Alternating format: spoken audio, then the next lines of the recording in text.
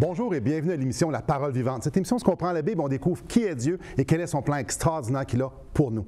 Aujourd'hui, mon collaborateur, Éric Lantier. Salut Éric. Allô. Une grande joie de t'avoir parmi nous. Probablement que plusieurs de nos auditeurs disent « Ah, lui c'est un nouveau, je ne le connais pas. Peux-tu te présenter pour qu'on puisse se familiariser avec qui tu es? » Bien, moi, premièrement, je fais partie d'une grande famille. On était 7 enfants et je suis le 7e. D'accord. Alors, dans la maison, il y avait toujours plein de monde et ma mère me disait toujours « Ah, c'est mon petit bébé, celui-là. » Et puis, j'ai grandi en développant mes talents musicaux. J'ai beaucoup aimé l'art. Je me suis impliqué dans des troupes d'improvisation. J'ai fait du théâtre. Et à un moment donné, à l'âge de 18 ans, il y a eu un changement qui est arrivé dans ma vie parce que mes yeux se sont ouverts. Suite à une discussion que j'ai eue avec un pasteur, eh bien là, j'ai vu que la vie n'avait pas de sens en dehors de Jésus-Christ. Et là, ça a changé ma perspective. Parce que je me suis mis à comprendre que tout ce que les hommes avaient ajouté à la Bible venait des hommes, et tout ce que les hommes avaient enlevé de la Bible venait des hommes. Et là, ça vraiment, j'avais trouvé une fondation, une base, en disant là, j'ai des repères solides sur quoi je peux m'appuyer. C'était pas une question de religion, tu disais, attends, tu as découvert Dieu dans le fond, tu as découvert sa parole. Exact, sa parole, son salut, comment justement avoir une vie éternelle, une relation personnelle, c'est ce que je recherchais. Je me souviens, étant jeune, une fois, je marchais pour me rendre chez nous, puis j'avais une longue marche, puis je disais, Seigneur, est-ce que ça se peut te connaître en dehors d'une religion, connaître celui qui a créé, pas celui que les hommes ont peint, ont dépeint, mais comme tu es tel quel. Et c'est là que, par un concours de circonstances, aujourd'hui, j'attribue ça à la souveraineté de Dieu. Il m'a amené à découvrir qu'il s'est révélé au travers de sa parole. Est-ce qu'il est juste de dire que tu es un passionné de la Bible? Ah oui. Passionné. Puis je pense que ça fait. T'aimes d'en parler, tu fais des émissions de radio, tu es dans une équipe pastorale, tu es aumônier. T'aimes pas juste d'en parler, t'aimes enseigner, t'aimes faire connaître ce que toi t'as connu. Oui, sous différentes formes, parce que justement, quand on aime quelque chose, on est passionné et on parle à quelqu'un qui n'a pas nécessairement des références, des connaissances. C'est comme si on parle le chinois. Ouais. Donc, moi, j'ai appris à vulgariser, à remastiquer, si on veut. Mais j'aime ça, parler des thèmes ou des sujets qui sont présentés dans la Bible parce que ça touche le sens de la vie. Ouais. Ça donne un sens. C'est le fun de parler de hockey, c'est le fun de parler de plein de sujets qui peuvent nous passionner. Mais au bout de la ligne, qu'est-ce qui nous amène à avoir un contact humain? C'est quand on parle des valeurs et des croyances avec une personne. Quand on échange sur la base des valeurs et des croyances, là, on touche le vrai de la personne. Éric, justement, aujourd'hui, on va parler, et pour les prochaines émissions, d'un sujet, on parle de valeurs, on parle de communiquer avec des choses qui sont viscérales, des choses émotives, des choses de croyances. Et il y a un sujet très tabou de ce temps-ci, et c'est quand même passablement nouveau au Québec. On parle de l'identité des genres. Et là, peut-être à la maison, on va faire comme, ils vont-tu vraiment parler de ça? C'est un sujet quand même passablement tabou qui te passionne. Tout à fait. Tout à fait, parce que, écoutez, moi, je me souviens, étant jeune, j'avais les cheveux longs, OK? Puis, à un moment donné, à partir de la 2e année, j'ai commencé à faire un peu d'embonpoint. Puis là, mais il y avait des amis qui riaient, ils disaient « Hey, toi, Éric, tu commences à avoir des seins. » Alors, j'ai demandé à ma mère, ça se peut-tu que, dans le fond, je sois une fille? Et ma mère me dit, clairement, « Ben non, t'es un garçon. » Et ça m'a rassuré. Ça m'a rassuré en disant « OK ». Et puis là, souvent, je me sentais pas nécessairement un garçon... je me sentais pas pleinement un garçon parce que mes amis, eux autres, ils aimaient jouer au hockey, ils étaient sportifs. Moi, ce que j'aimais, c'est écrire des poèmes, faire des pièces de théâtre. Selon nos standards, c'est pas très homme. Non, c'était pas viril. Fait que je me disais, ouais, je suis peut-être un 70% d'homme, tu sais, je me disais peut-être un 65%, un 2/3, tu sais. Puis en grandissant, j'ai appris à dire non, ça c'est une question d'identité, de personnalité, mais je suis un homme. Tu sais, il y a des hommes qui sont plus sensibles. Il y a des hommes, justement, qui sont plus artistiques. Il y a des hommes qui par exemple, vont être plus virils, vont avoir plus d'audace. Mais on n'est pas moins homme ou, par exemple, il y a des femmes de caractère, des femmes, des entrepreneurs, mais ne sont pas moins femmes. Alors, il faut faire une distinction entre identité, caractère, personnalité, attrait, goût. Et c'est là, aujourd'hui, à cause qu'on n'a plus de repères, on a jeté les repères que Dieu nous a donnés, et puis, en fait, on a jeté le bébé avec l'eau du bain. Justement, on parle de repères. J'aimerais ça qu'on puisse développer un peu pourquoi on est en arrivé là. En 2016, il y a des Français qui sont venus nous visiter et puis ils me parlaient qu'en France, il y avait ce débat-là de société. En France, ils parlaient de ça justement que dans les livres à l'école, c'était plus un papa et une maman qui formaient des parents, c'était parent 1, parent 2.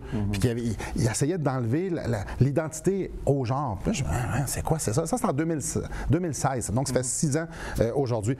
Puis je comprenais pas, je disais, hey, nous autres, là, on est loin de ça. Puis là, 6 ans plus tard, non seulement on en discute, c'est accepté socialement. C'est à la télévision, c'est partout.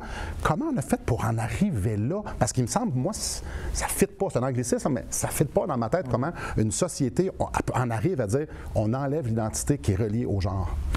Bien, moi, pour avoir étudié la question, j'en arrive à une conclusion. C'est une conclusion personnelle, évidemment.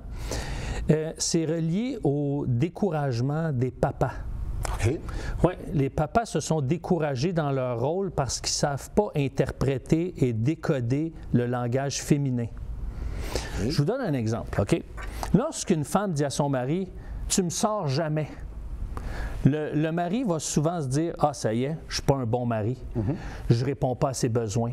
Je ne suis pas capable de la satisfaire. » Mais ce que sa femme est en train de lui dire, c'est pas ça. Elle est en train de lui dire « Tu es la personne la plus importante de ma vie, tu me manques. » Alors, qu'est-ce que ça fait? C'est que les hommes, interprétant mal le langage des femmes, elles expriment leurs insatisfactions, ils se découragent, lâchent la serviette et ne rentrent pas pleinement dans leur rôle qui est justement de renforcer l'identité de leur enfant. Parce qu'un enfant, ce qu'il a le plus besoin d'entendre de son père, c'est « je suis fier de toi ». Ouais. Puis quand il ne l'entend pas, il va le chercher ailleurs. Il va chercher à compenser ce besoin d'entendre cette parole-là. Mais quand le père se disqualifie, eh bien, il n'est pas en mesure de renforcer l'identité de son enfant. Et l'enfant cherche à droite puis à gauche, fait ben, je ne sais pas à quoi ça ressemble un homme, je ne le sais pas. Et là, on rouvre la boîte de Pandore. Tout à fait. On va aller à la pause parce que je pense qu'on est sur quelque chose qui serait important de développer. Et peut-être qu'à la maison, vous êtes inconfortable. C'est tout à fait normal parce que c'est comme si on ne peut pas réfléchir, on ne peut plus débattre, on ne peut plus émettre une opinion qui est différente de ce qu'on entend à d'autres postes de télévision. Mais restez avec nous. Vous allez voir, la Bible en parle et il y a quelque chose de non seulement logique, mais qui va venir remplir et répondre à des questions qu'on a besoin d'entendre pour pouvoir se rassurer, dire « OK, Dieu c'est ça qu'il pense. » D'accord. Donc, restez avec nous. On continue de parler de ça après la pause.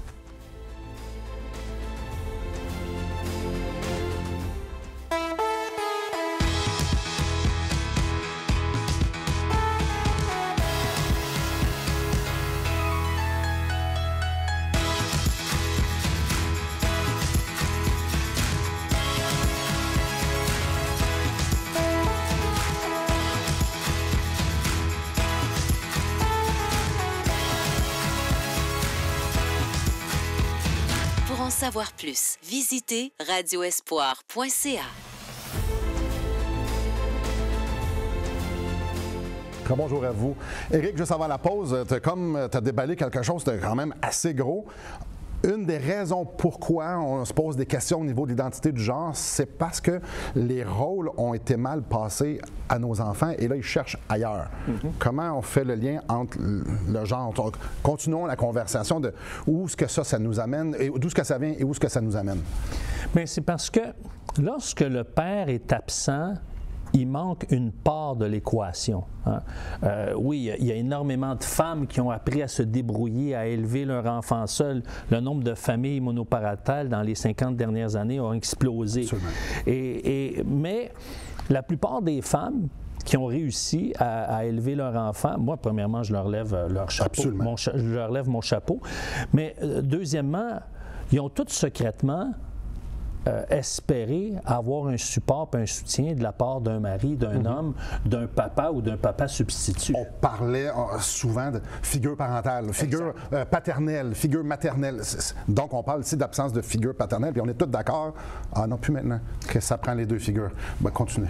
Exact. Donc, il y a un manque chez l'enfant. Il y a besoin, par exemple, j'expliquais récemment sur une station de radio que c'est sain pour un papa de se tirailler avec son enfant. Ça développe plein d'aspects de sa personne.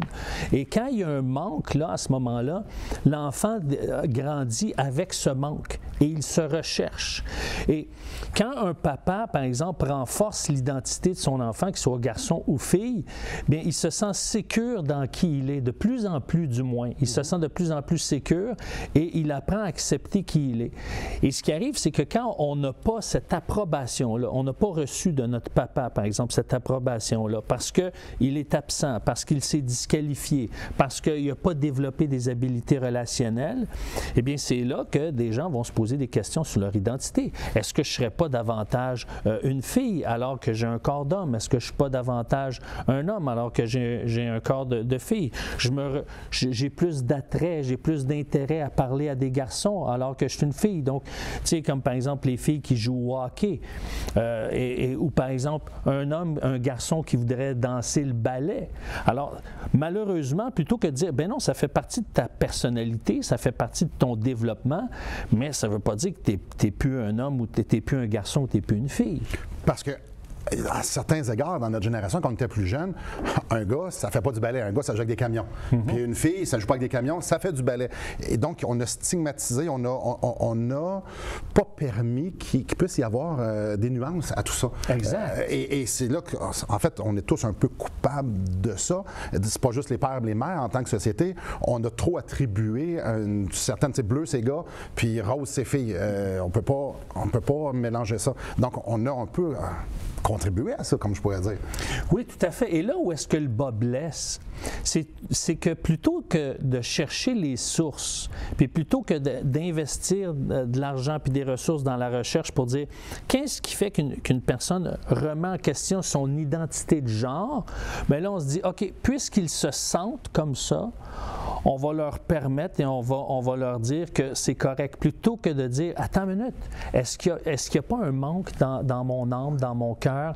Est-ce qu'il n'y a pas un besoin que je recherche à être comblé? Puis si oui, c'est quoi? Pourquoi on ne met pas des ressources pour plutôt chercher la source? Et là, aujourd'hui, on est dans le constat, on dit, bien, on vit avec.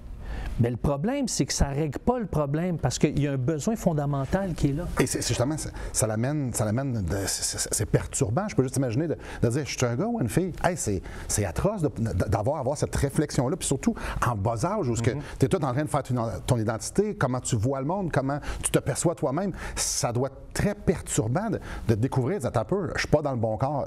Mais la question, c'est-tu vrai?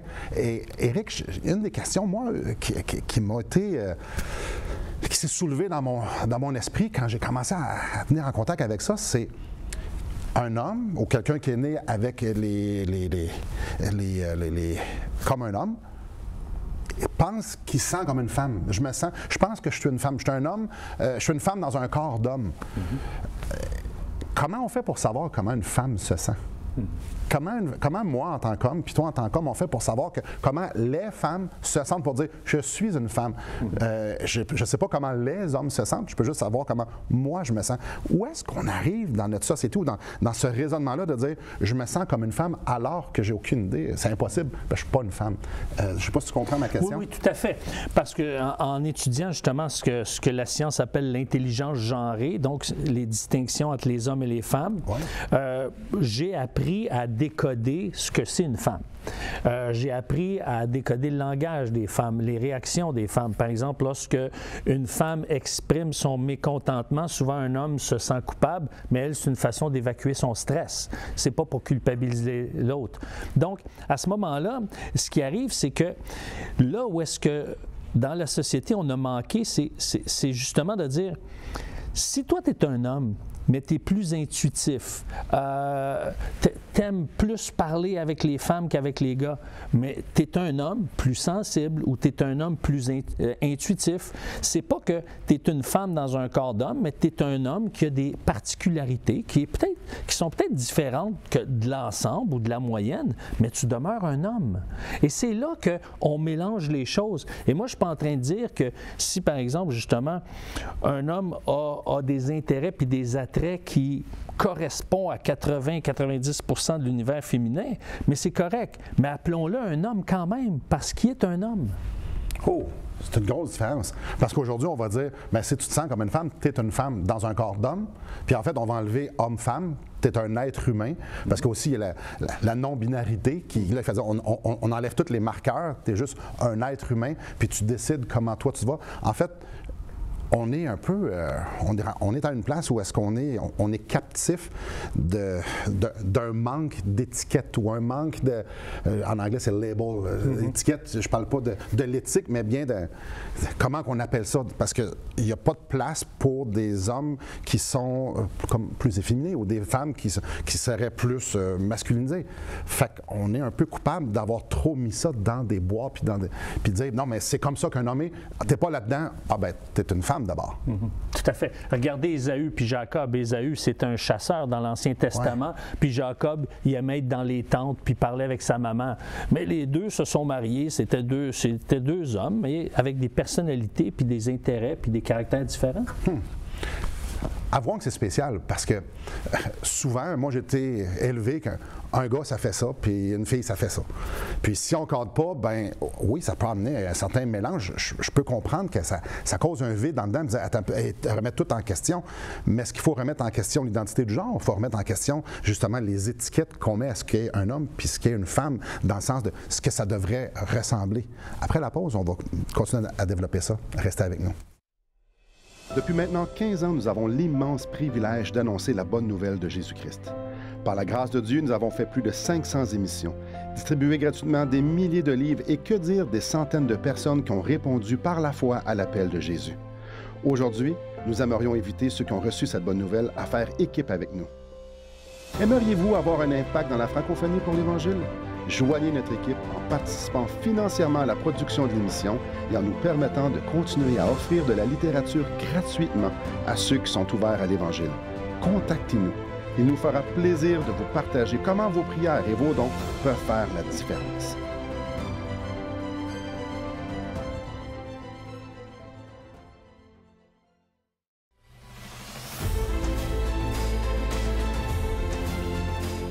Bonjour à vous. Donc, Éric, on a parlé avant la pause que ça se peut qu'il y ait un homme qui ne fit pas le profil sociétal qu'on a donné à ce qu'un homme devrait être, homme ou femme. Mais on peut ajouter à ça aussi l'absence d'absolu. Aujourd'hui, de dire ça, c'est la vérité et que c'est pas populaire. Le postmodernisme, ça fait en sorte que ta vérité, c'est la vérité, puis ma vérité, c'est la vérité. Donc, on a chacun nos vérités, puis on peut naviguer là-dedans, puis tout identifier. Il n'y a plus d'absolu. Et ça l'aide pas, là. Pourtant, il y en a plein d'absolus.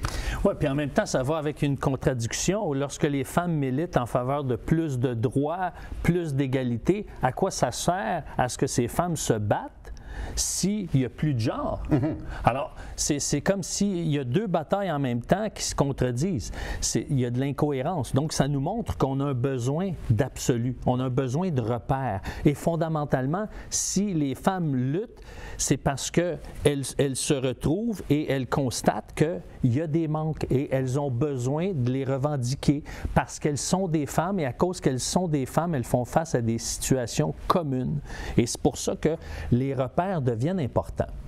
Maintenant, si on jette la parole de Dieu, et si, par exemple, on ne se réfère plus aux absolus bibliques, à ce que Dieu dit, mais c'est sûr qu'on va s'égarer. C'est sûr qu'on va être livré à plein de raisonnements, des raisonnements qui peuvent se tenir, mais qui nous amènent à la dérive, à la dérape. Parce qu'il y a des coûts sociaux à des dérapes. Il y a des coûts sociaux. Ça coûte cher, justement, tout ce que ça demande, l'investissement social pour amener des gens à faire le point sur leur identité. Maintenant, s'il y avait des absolus, puis à partir de ces absolus-là, on disait, OK, là, on peut t'aider à cheminer, à te retrouver comme personne, bien là, socialement, on pourrait investir cet argent-là pour aider plus de gens. Je reviens aux absolus. Oui.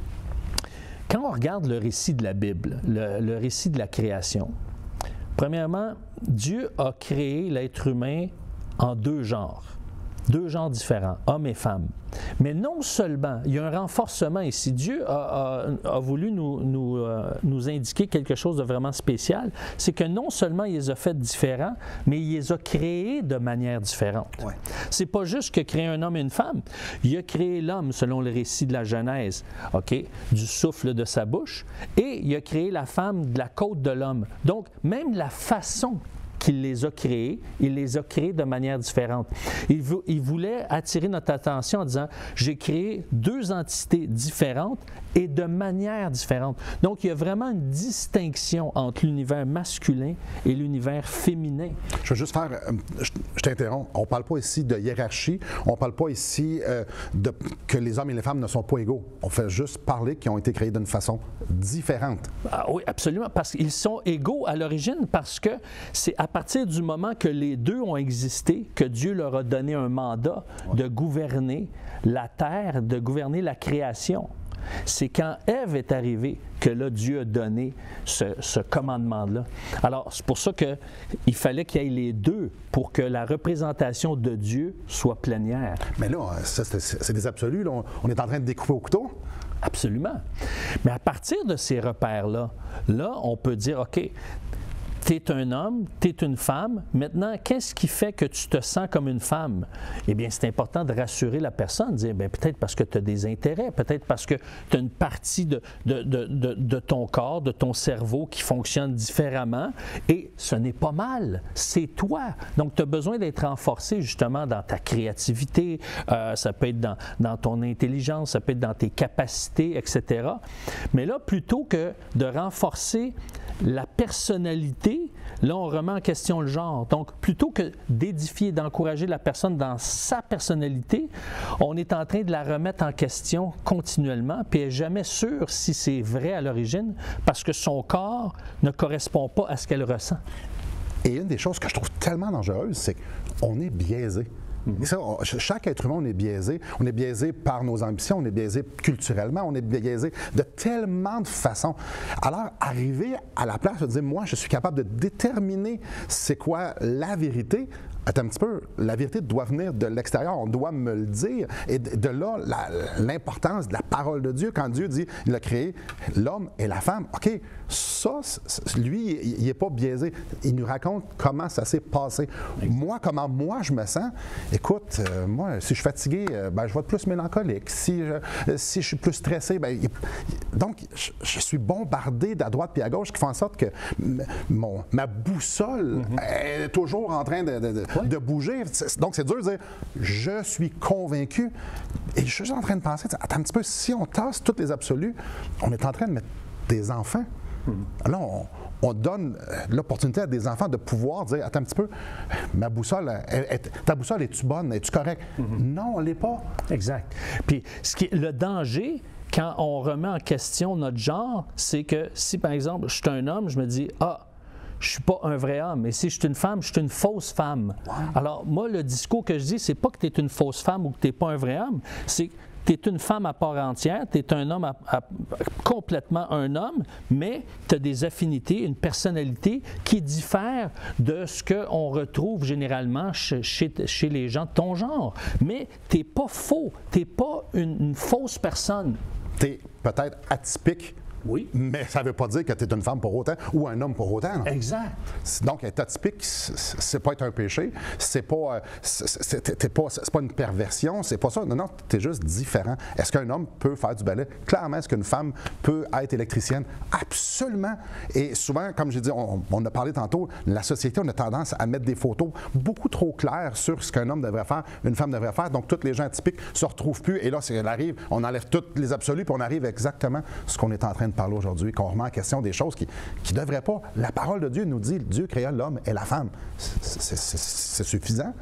Et c'est ça que j'aimerais faire. J'aimerais vous le mettre entre les mains, la parole de Dieu. Est-ce que vous avez un Nouveau Testament? Vous pouvez sonder vous-même qu'est-ce que Dieu dit à propos de lui et à propos de sujets comme on est en train de parler et plein d'autres sujets hyper pertinents pour nous aujourd'hui qui répondent justement à ce qu'on a dans le cœur, à des questions. Où est-ce qu'on va?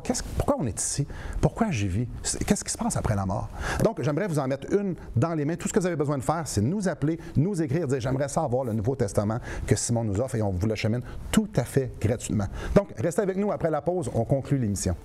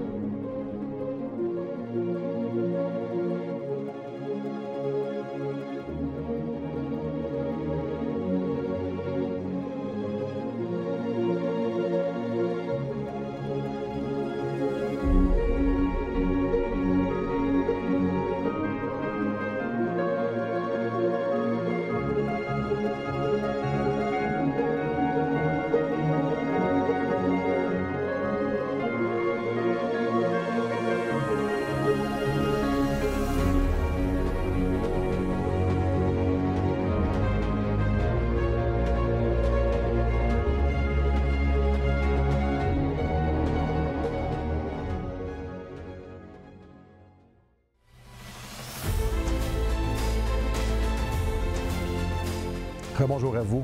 Éric, on discute comme ça, puis on est loin d'être détaché du drame humain que ça peut comporter. Et on a juste à regarder les statistiques, le mal de vivre, les gens qui posent cette question-là, c'est incroyable. Oui, moi, c'est ça qui me brise le cœur dans tout ça. Ce qui me brise le cœur, c'est pas qu'une personne se remette en question, c'est sain de se remettre en question. Mais moi, ce qui me brise le cœur, c'est que parce que j'ai l'impression, si je suis un homme, que je devrais être une femme, ou si je suis une femme, je devrais être un homme, je ne suis pas une vraie femme ou je ne suis pas un homme à part entière. Et ce que ça crée, ça crée un mal de vivre, ça crée une insécurité, ça peut créer de l'angoisse, pour certains de la dépression. Et moi, c'est ça qui me fait mal. Alors que si on pouvait supporter ces gens-là pour dire non, c'est correct ce que tu es, et puis d'apprendre à accepter qui elle est comme personne, comme individu, avec son caractère, sa personnalité, déjà, ça ferait du bien à ces gens-là. Mais cet espoir-là de dire, un instant, là, il y a une situation, moi, j'ai de la misère, je ne me reconnais pas dans le corps que j'ai. Un instant, il y a des absolus. Dieu nous dit qu'il a créé les hommes et la femme. Et Jésus nous dit dans Jean 14,6, « Je suis le chemin, la vérité et la vie. Nul ne vient au Père que par moi. » C'est lui la vérité. Et lui, il peut très bien venir nous communiquer tout ce qui est nécessaire. En fait, Jésus est venu sur la terre pour justement régler le plus grand problème. C'est ce problème, ce vide-là. Ce vide-là que le péché cause. Ce vide-là que justement, le manque d'absolu. Jésus dit, attends un petit peu, là, je suis la vérité, je suis Dieu. Je vais venir te le dire. Et aujourd'hui, Dieu veut venir vous parler. Dieu veut venir communiquer justement cette grâce-là qu'il aime le pécheur, il aime les gens qui se posent des questions. Et tout ce qu'on a besoin de faire, c'est de se tourner vers lui. Alors, je vous encourage à vous tourner vers Jésus, vers la parole de Dieu, où ce que les questions sont. Merci beaucoup, Éric.